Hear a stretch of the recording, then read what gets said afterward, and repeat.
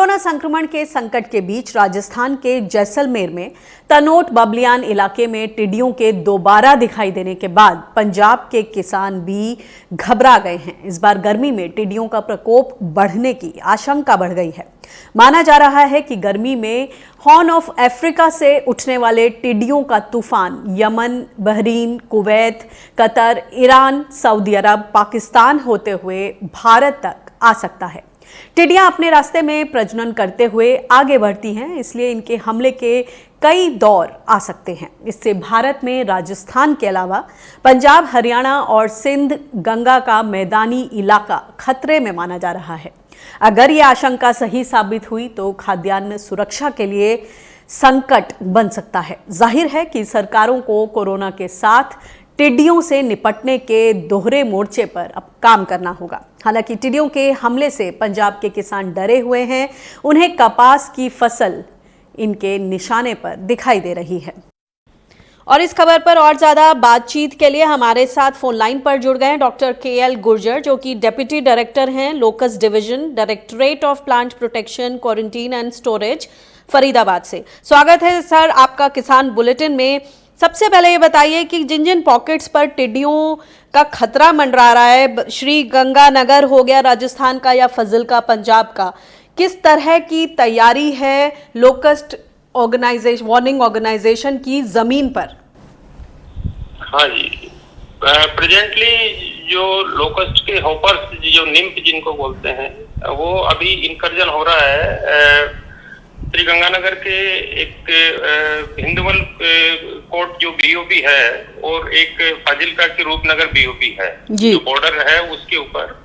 तो वो जो इनकर्जन हो रहा है, जो उनका अटैक हो रहा है, वो पाकिस्तान साइड से आ रहा है। और वहां पर जो हॉपर्स निकले थे अभी 10-15 दिन, 20 दिन पहले, तो वो चल करके इधर आ रहे हैं, क्योंकि अभी वहां पे क्रॉप हार्वेस्ट हो गई है। बॉर्डर के जो फेंसिंग के दोनों तरफ जो क्रॉप्स, जो व्हीट की जो क्रॉप्स जो थी जी, तो वहां पर से ये फेंसिंग क्रॉस करके एंटर कर रहे हैं। तो वहां पे हमारा जब से इस इंटेलिजेंस हुआ 11-12 अप्रैल से, तभी से हमारी टीम वहां पे डेप्यूट कर दी गई है और सर्वे और कंट्रोल का काम चल रहा है। और उसको वहीं पर हम जो है कंट्रोल कर रहे हैं, आगे नहीं बढ़ने दे रहे हैं। फेंसिंग के आसपास ही, जीरो लाइन और फेंसिंग के बीच में और फेंसिंग के आसपास एंटर जैसे तो करते हैं, तो वहां पर ही उनको कंट्रोल कर रहे हैं।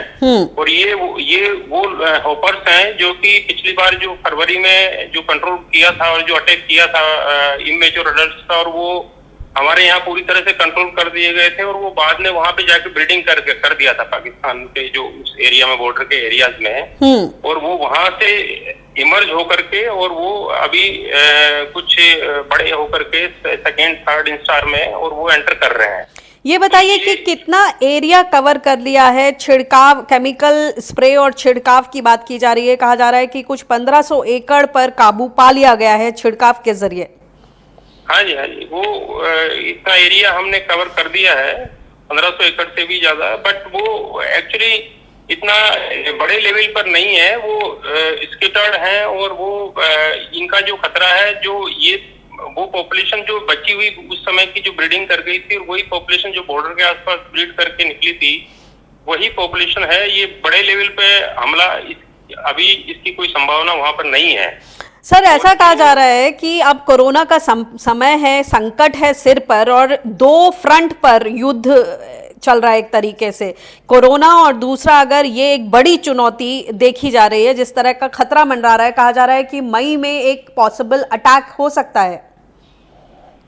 हाँ जी, क्योंकि ये अभी इस समय सही है कि हम जो है कोविड से जूझ रहे हैं, और अगर ये भी अटैक होता है तो नेचुरली दोहरा हमला होगा। लेकिन अभी जो आप जो बता रहे हैं कि लार्ज स्केल पे जो इनकर्जन की बात है, वो अभी नहीं है। ये सिर्फ जो पॉपुलेशन जो बॉर्डर के आसपास जो ब्रीडिंग हुई थी और जो उससे जो हॉपर्स निकले थे, वो उनका मूवमेंट है।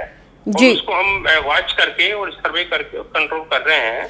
इसमें कौन कौन से जी बड़े लेवल पे जो इनकर्जन की है, वो उस पर भी हम वॉच किए हुए हैं। और एवरी मंडे FAO हमारे वर्चुअल मीटिंग कर रहा है, जो 4 कंट्रीज हैं जो साउथ वेस्ट एशिया की जो स्वैक की जो कंट्रीज हैं, ईरान, पाकिस्तान, भारत, अफगानिस्तान, इनके साथ एवरी मंडे जो है FAO वर्चुअल मीटिंग कर रहे हैं, और जिसमें जो रियल टाइम इंफॉर्मेशन है उन कंट्रीज की वो हमको मालूम चल सके और हम प्रिपेयर्ड हो सके उसके हिसाब से।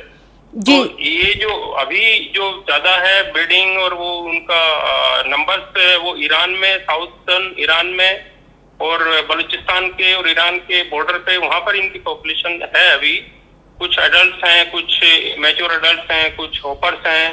तो जैसे इनका बिल्टअप हो गया, संख्या बढ़ेगी, माइग्रेशन होगा, मूवमेंट होगा, उसी समय हमको पता लग जाएगा और हम वेल प्रिपेयर्ड हैं उसके लिए। हम जो LWO इस पूरी तैयारियों के साथ, ताकि हम उसको जैसे ही बॉर्डर पे आता है उसी समय हम उसको कंट्रोल कर सकते हैं। ये बताइए कि किस तरह के पेस्टिसाइड्स का इस्तेमाल होगा, क्योंकि पिछली बार इस पर काफ़ी सवाल खड़े हुए थे कि देर से जागी सरकार और लीथल कॉम्बिनेशन जो है पेस्टिसाइड्स का, उसका इस्तेमाल किया गया, ताकि उसकी वजह से जो आबो हवा है, जल और ज़मीन, उसमें भी कुछ प्रदूषण की खबरें आई और जो नेचुरल प्रेडेटर्स हैं उन पर भी इसका असर पड़ा इन केमिकल्स का।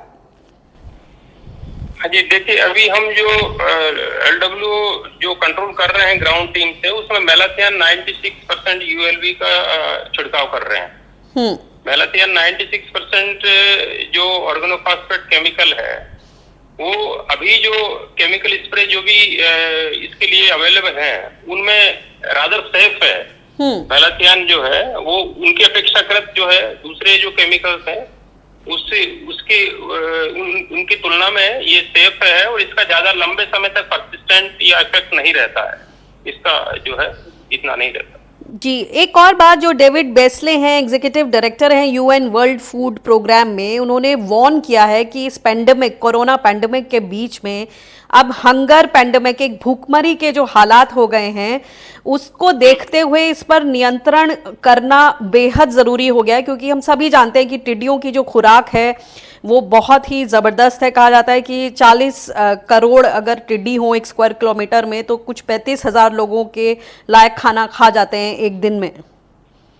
जी हाँ, तो एक्चुअल में ये जो अभी इनका माइग्रेशन या ट्रेजेक्टरी, इनका मूवमेंट जो होगा, वो डिपेंड करेगा कि कितनी बड़ी संख्या में वो वहां पे कंट्रोल, इनका मूवमेंट होता है, कितनी संख्या में वहां पे कंट्रोल कर पाते हैं, और हमारे यहाँ कितनी मात्रा में टिड्डियां आती हैं, उसके ऊपर डिपेंड करेगा। क्योंकि हमारे यहाँ समर ब्रीडिंग का जो इंकर्जन का जो टाइम है वो मई लास्ट या जून फर्स्ट का जो टाइम है, उस समय की पॉसिबिलिटी है कि उस समय हमारे यहाँ पे टिड्डियां अटैक कर सकती हैं।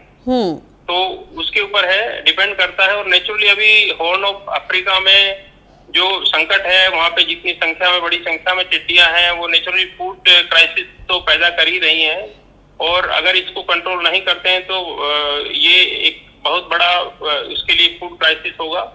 और उसके लिए सभी जो कंट्रीज हैं जो, उनको बड़े तत्परता से इसको कंट्रोल करना चाहिए, और इंफॉर्मेशन और यूनाइट होकर के और एक दूसरे को इंफॉर्मेशन शेयर करनी चाहिए, ताकि वो कंट्री पहले से प्रिपेयर्ड हो जाए, और उसके बारे में जो भी एफर्ट्स कर सकते हैं, ग्राउंड टीम है या दूसरे ऑपरेशंस हैं, वो सभी करने चाहिए, ताकि इससे हमको जो बेस्ट है, इससे हम लड़ सकें। जी, बहुत बहुत शुक्रिया इस इनसाइट के लिए, बातचीत के लिए।